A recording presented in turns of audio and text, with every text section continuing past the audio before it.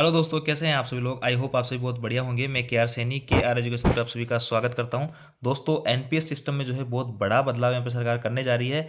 अब जो है एनपीएस में भी आपको पेंशन मिला करेगी। बजट में हो सकती है घोषणा, या फिर जो है बजट के बाद में लोकसभा चुनाव है तो उसके बाद में लोकसभा चुनाव से पहले भी इसकी घोषणा की जा सकती है। साथ ही दोस्तों, यहाँ पे सरकार जो है एक नई तरह की पेंशन स्कीम लेने जा रही है, जिसको हाइब्रिड पेंशन स्कीम योजना बोला जा रहा है। और देखिए, दोनों में ही क्या डिफरेंस है, एनपीएस क्या है, ओपीएस क्या है और एचपीएस क्या है, इन तीनों के बारे में बात करेंगे। और अब जो है जो केंद्रीय कर्मचारी और संगठन जो है केंद्रीय कर्मचारियों के, तो वो जो है एचपीएस के लिए मना क्यों कर रहे हैं, जबकि इसमें भी एक निश्चित गारंटी जो है आपको पेंशन के रूप में दी जाएगी कि आपको इतनी पेंशन मिलेगी मिलेगी। तो फिर जो है अभी भी ओपीएस की यहाँ पे डिमांड कर रहे हैं। तो क्या कुछ है, सारा कुछ माजरा अपन इसमें देखेंगे। और सरकार के पास में लगभग ड्राफ्ट खाका तैयार है उसका, एचपीएस के बारे में कभी भी वो घोषणा कर सकती है। तो देखिए, थोड़ा सा मैं आपको बताने की कोशिश करूंगा तीनों के अंदर में अंतर क्या कुछ है।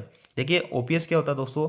ओपीएस पहले 2004 से पहले जो भी कर्मचारी हुआ करते थे उनको मिला करती है ओपीएस, ओल्ड पेंशन स्कीम। तो इसमें क्या होता है दोस्तों, आपका कोई पैसा अकाउंट से नहीं कटता था, आपकी सैलरी से कोई पैसा नहीं कटता था। और आप जब रिटायर होते थे तो आपको जो है पेंशन के रूप में आपका अंतिम वेतन जो हुआ करता था, मान लेते हैं आपका अंतिम मूल वेतन 1 लाख रुपए है, तो 50,000 रुपये आपको बेसिक के रूप में, आपका मतलब जो मूल वेतन है उसका आधा पेमेंट आपको मिलेगा।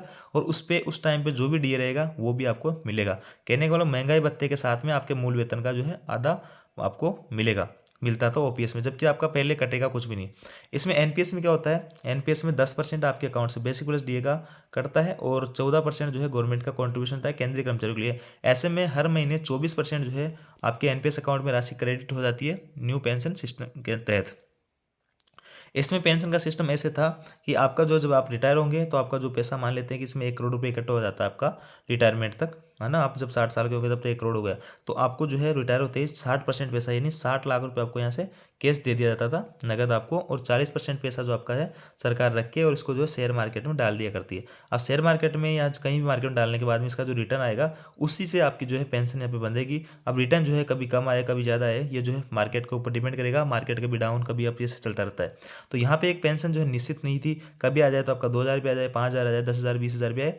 तो उस हिसाब से यहाँ पे कर्मचारी संगठन जो है इनको एक इनसिक्योरिटी फील हो रही थी। तो वो सभी लोग जो है काफ़ी टाइम से ओपीएस की मांग कर रहे हैं कि हमें जो ओल्ड पेंशन सिस्टम स्कीम जो दी जाए, एनपीएस हमें नहीं चाहिए। और आने वाले जो है आगामी 1-2 महीने 2-3 महीने में जो चुनाव है, तो सरकार जो है केंद्रीय कर्मचारियों को राजी करने के लिए एक तरीके से, क्योंकि बहुत बड़ा वोट बैंक होता है तो इनको नाराज नहीं कर सकती है, उस हिसाब से इन दोनों का जो सरकार ने एक तोड़ निकाला है कि ओपीएस और एनपीएस के बीच का एक तोड़ निकाला है, जिसको कि एचपीएस बोल रहे हैं, हाइब्रिड पेंशन योजना।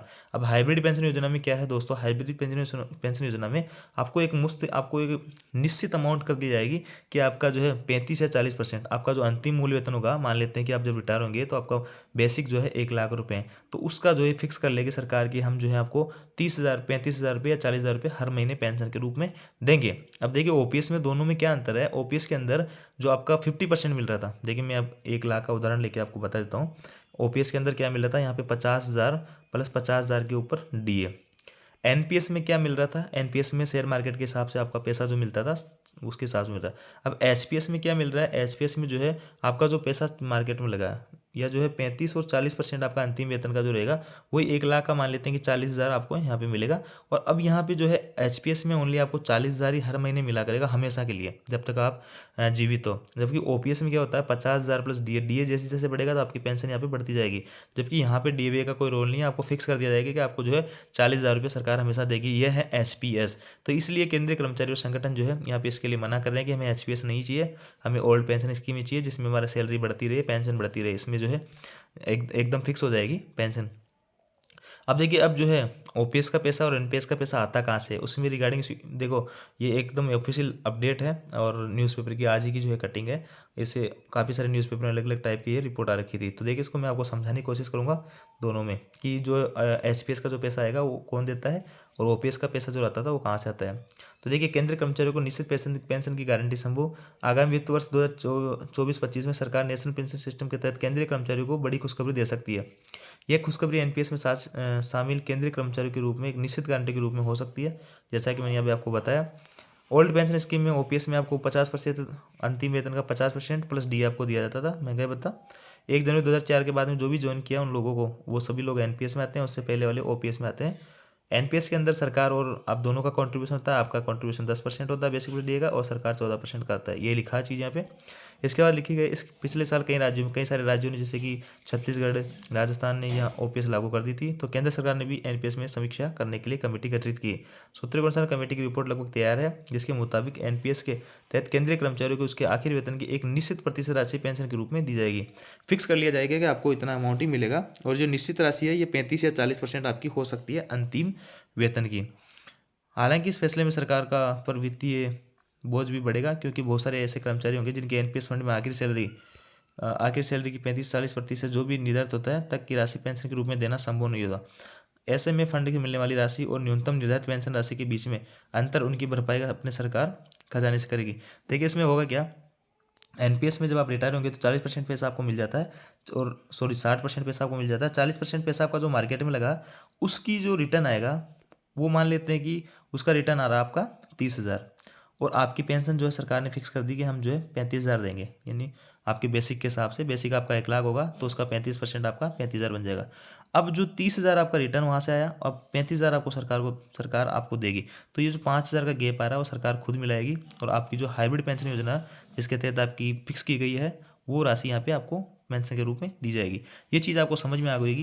यानी आपका जो 40% पैसा मार्केट में लगा है, कुछ रिटर्न वहाँ से आ जाएगा, मान लेते हैं कुछ रिटर्न वहाँ से आ गया 30,000, और आपको पेंशन सरकार देनी 35,000, तो 5,000 सरकार इसमें खुद ऐड करेगी। और कभी रिटर्न मान लेते हैं 20,000 आया तो 15,000 सरकार इसमें ऐड करेगी, और कभी रिटर्न मान लेते हैं 40,000 है तो सरकार इसमें से 5,000 काट लेगी और आपको 35,000 ही देगी।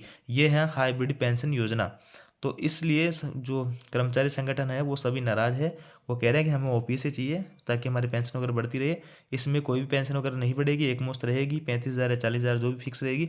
और सबका बेसिक लाख नहीं होता है, किसी का 50,000 बेसिक है तो उस हिसाब से उसकी 35 या 40% जो भी पेंशन बनेगी वो मिलती रहेगी। ओपीएस के अंदर जो है आपको कोई अमाउंट जमा नहीं करानी होती थी, कोई आपके अमाउंट आपके अकाउंट से नहीं कटती थी, और ओपीएस का जो पैसा मिलता था पेंशन के रूप में वो भी जो है आपको आपका नहीं होता था, आपका कहीं कहीं भी कोई पैसा नहीं होता था, वो करदाताओं का होता था। जबकि एनपीएस में क्या होता है, आपका जो पैसा खुद का लगा हुआ है 40%, उसी का जो रिटर्न आता है वही सरकार आपको देती है। बाकी इसमें जो फिक्स गारंटी में आपका पेंशन बनेगी उसमें जो भी अंतर आएगा वो सरकार आपको यहाँ पे देगी। बाकी सरकार भी ज़्यादा भार नहीं आएगा जो हाइब्रिड पेंशन योजना उसके अंदर। ओपीएस में बहुत ज़्यादा भार आता था, क्योंकि वहाँ पे उनको पेंशन वगैरह काफ़ी दी जाती थी, और बहुत सारे कर्मचारी ऐसे हो गए थे जो पेंशन उठाते थे। इसमें बड़ी राहत यह है कि अंतिम वेतन 35-40% राशि पेंशन के रूप में कर सकती है सरकार। एनपीएस की समीक्षा के लिए वित्त सूची की अध्यक्षता में बनाई गई कमेटी। तो ये थी अपडेट दोस्तों, ये आपको कभी भी लागू हो सकती है। खैर अच्छी खबर है। ओपीएस तो यहाँ पे नहीं मिलने जा रही है, लेकिन जो एचपीएस मिलने जा रही है उसमें भी काफ़ी रिलीफ है कि आपको एक मुश्त अमाउंट जो मिलती तो रहेगी। कुछ नहीं मिल रहा था उससे अच्छा कुछ मिल रहा है, वो भी अच्छी बात है, अच्छी न्यूज़ है। तो आई होप दोस्तों आपको जानकारी अच्छी लगी होगी। वीडियो आपको अच्छा लगा तो वीडियो को लाइक कीजिए, दोस्तों साथ शेयर जरूर करें। Thank you.